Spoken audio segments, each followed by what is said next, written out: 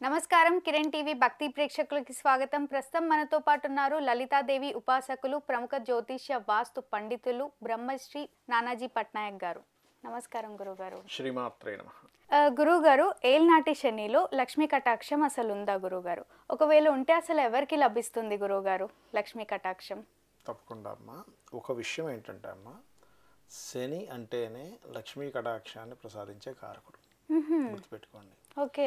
ఏలినాడు శని ఉన్నంత మాత్రాన లక్ష్మీ కటాక్షం ఉండదు అనుకోవడం దానంత అవివేకం ఇంకోట్లేదు.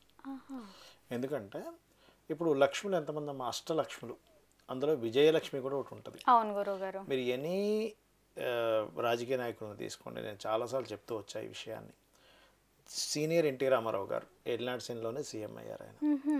మన మోడీ గారు వృశ్చిక రాశి ఏలినాడు శనిలోనే పిఎం అయ్యారు. అర్ధాష్టమ శనిలో కూడా పిఎంగానే ఉన్నారు ఆయన. ఆల్రెడీ 10 ఏళ్ళు కంప్లీట్ అయిపోయి 11, 12 ఏట నడుస్తుంది ఇప్పుడు దాదాపుగా కదా. అవును గురుగారు. అట్లాగే గమనించినట్లయితే చంద్రబాబు నాయుడు గారు కానివ్వండి, జగన్ గారు అప్పుడు గెలిచినప్పుడు కూడా అష్టమ శని. ఓకే. తెలుసా అమ్మా? కాబట్టి ఏలినాడు శని, అష్టమ శని, అర్ధాష్టమ శని లక్ష్మీ కటాక్షాన్ని కనుక ఇవ్వకపోతే ఫస్ట్ వీళ్ళకి విజయలక్ష్మిగా ఎందుకు వచ్చింది? Simple logic. అవును. మీకు శని భగవానుడు దశమ లాభాధిపతి. దశమం అంటే ఏంటి? వృత్తి. మనం జాబ్ చేస్తే ఏమొస్తుందమ్మా? లక్ష్మి. అవునా? లాభం, వ్యాపార లాభం వస్తే డబ్బులు వస్తాయి. అంటే ఏంటి? దశమ లాభాధిపతి శని ఫస్ట్ ఇక్కడ. మరి ఎందుకు మరి శనిని చూసి భయపడతారంటే మందుడు అంటారు శనిని. అంటే స్లో డౌన్ అవ్వడం, బద్దకించడం. ఓకే. ఫస్ట్ ఏలినాడు శని కానీ, అర్ధాష్టమ శని కానీ, అష్టమ శని కానీ అసలు ఎవరికి ఉంది? ఈ 2025 సంవత్సరం నుంచి తీసుకుంటే మేషం వారికి స్టార్ట్ అవుతుంది. కుంభం వారికి 2వ స్థానంలోకి వెళ్ళిపోయింది, ఇంకో 2.5 సంవత్సరాలు ఉంది. మకరం వారికి ఎలాగో అయిపోయింది. ఓకే గురుగారు. అదేవిధంగా మీనం వారికి జన్మరాశిలో ఉంది. అంటే ఇప్పుడు ఏలినాడు శని ప్రస్తుతం కుంభం వారికి ఇంకో 2.5 సంవత్సరాలు ఉంది. మీన రాశి వారికి ఇంకొక 5 సంవత్సరాలు ఉంది. మేషం వారికి ఇంకో 7.5 సంవత్సరాలు ఉండబోతుంది. అదేవిధంగా అర్ధాష్టమ శని వృశ్చికం వారికి అయిపోయింది, ధనస్సు వారికి ప్రారంభమైంది. అష్టమ శని కర్కాటకానికి అయిపోయింది, సింహానికి ఉంది. అయితే అష్టమ శని ఉన్నటువంటి వారు కొంచెం వాహనాల మీద వెళ్ళేటప్పుడు జాగ్రత్తగా ఉండాలి, సింహరాశి వారు. అర్ధాష్టమ శని ఉన్నటువంటి వారు అంటే ధనుసు రాశి వారు ఏదైనా కన్స్ట్రక్షన్ స్టార్ట్ చేసేటప్పుడు, ఫ్యాక్టరీస్ పెట్టేటప్పుడు, ఏదైనా ఒక సంస్థ పెట్టేటప్పుడు చూసుకొని పెట్టాలి. ఓకే. ఆగిపోతుంటుంది మధ్యలో ఏదో కారణం చేత. ఏదో డబ్బులు వస్తున్నాయి అనుకుంటాం, ఇల్లు స్టార్ట్ చేస్తాడు, 4 ఫ్లోర్లో వేసేస్తాడు, స్లాబ్ తెరవసి డబ్బులు ఆగిపోతాయి, ఏమైనా అయిపోద్ది, అట్లా అయిపోతుంటాయి. ఏలినాడు శని ఉన్న వారికి బద్ధకం ఎక్కువగా ఉంటుంది సర్వసాధారణంగా. అంటే వీళ్ళు ఏంటి, మధ్యాహ్నం పూట నిద్రపోకూడదు ఏలినాడు శని ఉన్నప్పుడు.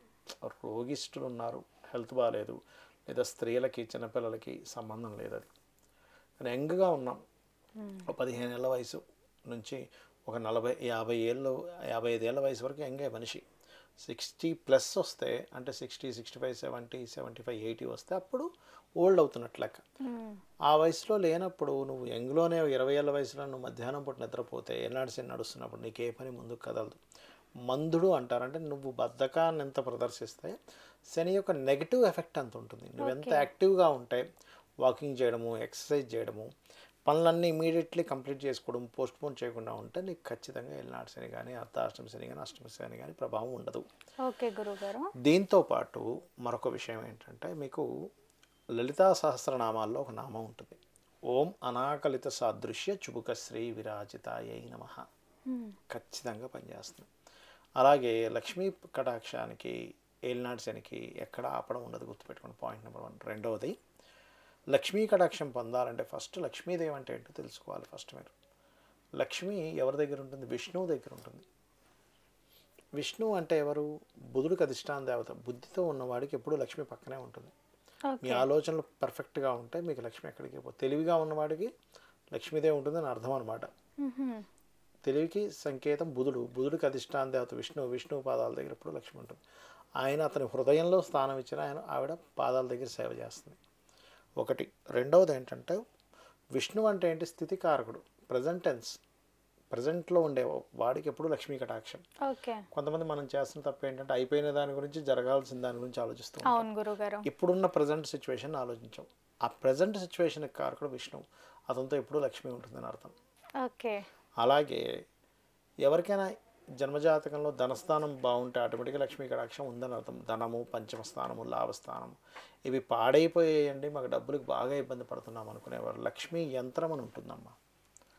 దాన్ని ఒక యంత్రం 1 ఫీట్ బై 1 ఫీట్ యంత్రం వేసి లక్ష్మీదేవి బొమ్మ అన్నీ అంటే అష్టదిక్పాలకులు వాళ్ళ కొన్ని ఉంటాయన్నమాట. 5 సహిత అష్టదిక్పాలకులు, అష్టభైరవులు, అష్టమాతృకులు వాళ్ళందరినీ ఆవాహనం చేసి దానికి కొంత జపం చేస్తామన్నమాట. జపం చేసి వాళ్ళ గోత్రనామాలతో కనుక వారికి ఇచ్చినట్లయితే, వాళ్ళు రోజు పూజ చేసుకున్నట్లయితే ఆ లక్ష్మీదేవి అనుగ్రహం కూడా ఖచ్చితంగా కలుగుతుంది. అయితే ఇక్కడ మీరు లక్ష్మి అంటే కేవలం ఏదో పటంలో ఉన్నది మాత్రమే అనుకోని కాకుండా విశ్వం మొత్తం నిండున్నటువంటి ప్రతిదీ లక్ష్మి అని అర్థం చేసుకోవాలి. లక్ష్మి అంటే కేవలం ధనం ఒకటే కాదు, గుర్తింపు అని అర్థం చేసుకోవాలి. గుర్తింపు ఈజ్ లక్ష్మి. ఇప్పుడు మీరు హోటల్కి వెళ్ళారు, ఫుడ్ బాగుంది, నెక్స్ట్ టైం వెళ్తారు, ఎవరైనా అడిగినా ఈ పక్కన హోటల్ బాగుంటుంది, చాలా ఫుడ్ బాగుంటుంది అని చెప్తాం. అంతే, బాగాలేదు అనుకోండి, బాబాయ్ నాకు ఫ్రీగా వచ్చినా వద్దంటాం. అంటే గుర్తింపు, ఆ గుర్తింపే ఫుడ్ బాగుందనే గుర్తింపే లక్ష్మిని ఇస్తుంది. ఫుడ్ బాగాలేదన్నా అనుకోండి మీరు వెళ్ళరు ఇంకా. అవును. లేదా అక్కడ నీట్నెస్ ఉండదు, ఫుడ్ బాగుంటుంది కానీ నీట్నెస్ ఉండదండి, వెళ్ళరు. బస్ సిట్టింగ్ బాగుండదు. ఇంకో దగ్గర ఫుడ్ బాగుంటుంది, నీట్నెస్ బాగుంటుంది. ఈ రెండూ బాగున్నా రిసీవ్ చేసుకునేవాడు సరిగ్గా రిసీవ్ చేసుకోకపోతే, కాబట్టి రిసీవ్ సరిగ్గా చేసుకోవడం అసలు వినాడు, చెప్పిన గంటకు తెస్తాడు. అంటే ఏమిటి, ప్రతి పనిలో పర్ఫెక్ట్గా ఉండే తత్వం ఈజ్ లక్ష్మి. గుర్తింపు లక్ష్మి. గుర్తింపు ఉంటే మీకు లక్ష్మి ఉన్నట్టు. ఒక వ్యక్తి మెకానిక్ మంచి బాగా చేస్తాడంటే రిపేర్, ఆయన దగ్గర జనాలు అందరూ వెళ్తారు. అవును గురుగారు. అంతే కదమ్మా. అట్లా ఏంటంటే గుర్తింపు లక్ష్మిని అర్థం చేసుకుని మనం ఆ గుర్తింపు కోసం ఏం చేస్తున్నాం, సెల్ఫ్ డబ్బా కొట్టుకోవడం కాదు గుర్తింపు అంటే. అవతల వాళ్ళకి సర్వీస్ ఎంత బాగా ఇవ్వగలుగుతున్నాం, అవతల వాళ్ళతో మనం ఎంత చక్కగా ఉండగలుగుతున్నాం, ఎంత చక్కటి రిలేషన్ మెయింటైన్ చేయగలుగుతాం, ఇవన్నీ గుర్తింపులు.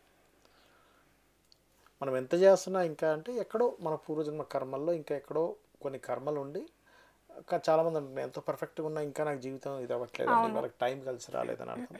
అలాంటప్పుడు లక్ష్మీ యంత్రాన్ని పెట్టుకొని ఆవాహనం చేసి రోజు కనుక పూజ చేయగలిగితే కూడా లక్ష్మీదేవి యొక్క అనుగ్రహం కలుగుతుంది. దీంతోపాటు ధర్మబద్ధంగా ఉంటే లక్ష్మీదేవి ఉంటుంది. ఓకే గురుగారు. ఆదిశంకరాచార్యుల వారి యొక్క ఆ ఉసిరికాయ వృత్తాంతం కూడా అదే. లక్ష్మీదేవి ప్రత్యక్షమే అంటుంది, శంకర ఇది ఈవిడకి ఇక్కడ పుణ్యం లేదు, నేను ధనం ఇవ్వాలంటే అంటే అమ్మ ధర్మాన్ని పాటించింది కదమ్మా అందుకు నువ్వు ఇవ్వాలంటాడు. అప్పుడు ఉసిరికాయలు కురిపిస్తుంది. అలా ఏంటంటే ధర్మాధ్యక్ష ధనాధ్యక్ష ధన ధాన్య వివర్ధిని నమః, ఈ మంత్రం కూడా లక్ష్మీ కటాక్షాన్ని ఇస్తుంది. ఓకే గురుగారు, ఎంతో చక్కటి విషయం తెలిపినందుకు ధన్యవాదాలు గురుగారు. శ్రీమాత్రే నమః. చూశారు కదా, మీకు ఎలాంటి డౌట్స్ ఉన్నా కూడా వీడియోలో స్క్రోల్ అవుతున్న నెంబర్ని సంప్రదించండి, గురుగారు మీతో మాట్లాడతారు. Thank you.